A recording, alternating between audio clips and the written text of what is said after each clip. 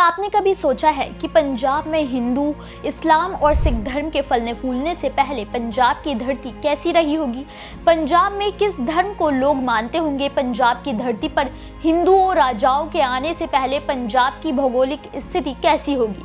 इस इतिहास को जानने से पहले कुछ ऐसे तथ्यों के बारे में चर्चा करना जरूरी है जो प्रमाण है कि पंजाब की धरती असल में पहले हिंदू, इस्लामिक या सिखों की धरती नहीं, बल्कि पहली शताब्दी के आसपास सबसे प्रबल तरीके से फैले बौद्ध धर्म का प्रमुख गढ़ हुआ करता था। पंजाब में बौद्ध धर्म का उदय और पतन होने के बीच करीब 1000 सालों का अंतर है, लेकिन विडंबना ये है कि आज पंजाब की धरती बौद्ध धर्म से जुड़े अपने चमक को खो चुकी है। लेकिन हम आज बात करेंगे कि कैसे पंजाब बुद्ध की धरती बनी और क्या है उसके साक्ष्य। नमस्कार, मेरा नाम है मोहिनी और आप देख रहे हैं नेड्रिक पंजाब। 1970 और 80 के दशक में भारत के फतेहगढ़ जिले के संघौल में खुदाई शुरू की गई थी। ये खुदाई 4 चरणों में की गई। यहाँ खुदाई के दौरान महान बुद्ध अनुयायी सम्राट अशोक के समय के बनवाए गए बौद्ध स्तूपों और बौद्ध विहारों के अवशेष प्राप्त हुए।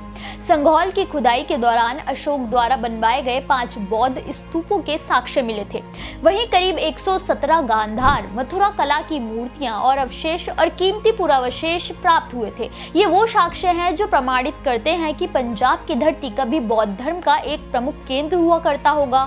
जहां बने बड़े बड़े विहार बताते हैं कि बौद्ध अनुयायी और छात्र यहां भारी संख्या में रहा करते होंगे। इसके अलावा एक और साक्ष्य है जिसे पूरी दुनिया मानती है, बौद्ध धर्म का प्रमुख शिक्षा केंद्र तक्षशिला। 1947 में भारत पाकिस्तान बंटवारे के बाद गांधार क्षेत्र में पड़ने वाला तक्षशिला बौद्ध शिक्षा और संस्कृति का प्रमुख केंद्र हुआ करता था। तक्षशिला में धर्म राज्य का स्तूप, भल्लप स्तूप जैसे महान बौद्ध अवशेषों के साथ साथ कई बड़े बौद्ध मठों के अवशेष भी प्राप्त हुए हैं। इतना ही नहीं, जब तक्षशिला में पुरातत्वविदों ने खुदाई शुरू की तो बौद्ध के अस्थि अवशेष भी प्राप्त हुए। बुद्ध से जुड़े प्राचीन सिक्के और पत्थर की अनगिनत मूर्तियां भी प्राप्त हुई। नालंदा विश्वविद्यालय और विक्रमशिला विश्वविद्यालयों से पहले तक्षशिला बौद्ध शिक्षा का सबसे बड़ा केंद्र हुआ करता था। यानी कि ये बात साफ है कि नालंदा और विक्रमशिला से काफी समय पहले से ही पंजाब की धरती बुद्ध की शिक्षाओं को मानने और उनका पालन करने में लगी हुई थी। तक्षशिला बौद्ध शिक्षाओं का सबसे बड़ा गढ़ माना जाता था। इसे तो आज दुनिया मानती है, लेकिन लिखित रूप से प्रमाणित भी किया है। चीनी यात्री हेन त्सोंग ने 7वीं शताब्दी में भारत में बौद्ध धर्म के बारे में शिक्षा हासिल करने आए चीनी यात्री हेन त्सोंग ने अपने अभिलेखों में खुद बताया है कि पंजाब का जालंधर, सिरिंध, थानेसर और कुल्लू जैसे कई बड़े शहर ऐसे थे जहाँ सैकड़ों बौद्ध विहार हुआ करते थे, जहाँ हजारों बौद्ध भिक्षु और छात्र शिक्षा ग्रहण करने आते थे। हेन त्सोंग ने यह भी जिक्र किया था कि ये वो स्थान था जहाँ 5 नदियां बहा करती हैं। हालांकि दुख की बात यह है कि हेन त्सोंग ने अपनी यात्रा में जिनका भी जिक्र किया है उसका शायद अब 10% भी नहीं बचा है, मगर ये प्रमाण काफी है ये साबित करने के लिए पंजाब की धरती पर बौद्ध धर्म की जड़ें काफी गहरी रही थी। पंजाब में बौद्ध धर्म के उदय की बात करें तो 6ठी शताब्दी ईसा पूर्व बुद्ध के समय में ही हुआ होगा। इतिहासकार मानते हैं कि बुद्ध स्वयं पंजाब की धरती पर अपने प्रवचन देने आए थे। बुद्ध के आगमन से पहले यहाँ वैदिक परंपरा को माना जाता होगा, लेकिन बुद्ध के यहाँ आने के बाद बौद्ध धर्म ने पांव पसारना शुरू कर दिया होगा। बुद्ध से धर्म ग्रंथों के अनुसार बुद्ध ने पंजाब, हरियाणा और हिमाचल प्रदेश के कई हिस्सों में भी प्रवचन दिया था, जिसमें कुरुक्षेत्र, कमसद्धम्मा यानी कि कैथल, तुलकोतित्ता में सतीपथाना सूत्र का प्रवचन दिया था।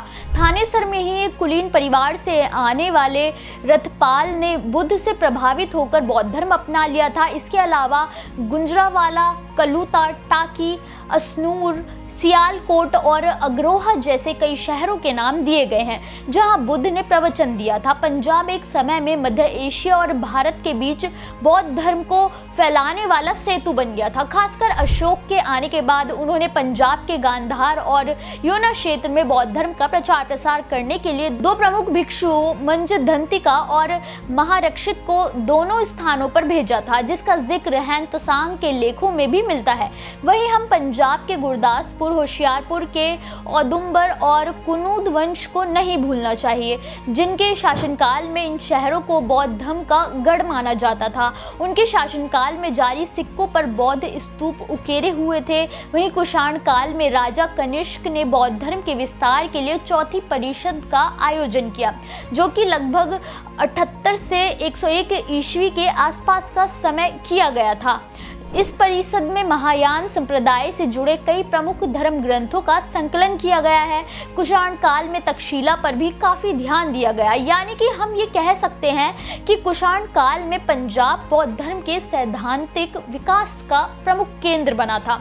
7वीं शताब्दी में राजा हर्षवर्धन का शासन था, जिन्होंने सभी धर्मों का सम्मान किया, लेकिन उनकी मृत्यु के बाद पहली बार 8वीं शताब्दी में भारत में इस्लामिक ताकत ने कदम रखा था और यहाँ से बौद्ध धर्म का पतन शुरू हुआ, जिसमें सबसे पहले पंजाब को ही निशाना बनाया गया, क्योंकि वो भारत का प्रवेश द्वार था।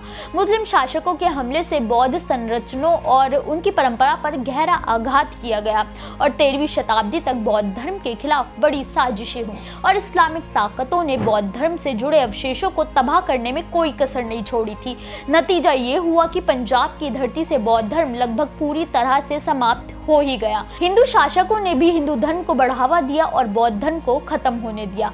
ये बेहद हैरानी की बात है कि पंजाब के संघौल को छोड़ दिया जाए तो किसी भी शहर में बौद्ध अवशेषों की स्थिति बेहद बुरे हालात में है, तो वहीं हरियाणा और हिमाचल प्रदेश में चनैटी, रेशम हिल और चेतरू में भी बौद्ध अवशेषों की स्थिति बहुत बुरे हालत में है। उन्हें सरकार की तरफ से पूर्ण संरक्षण भी नहीं मिला है।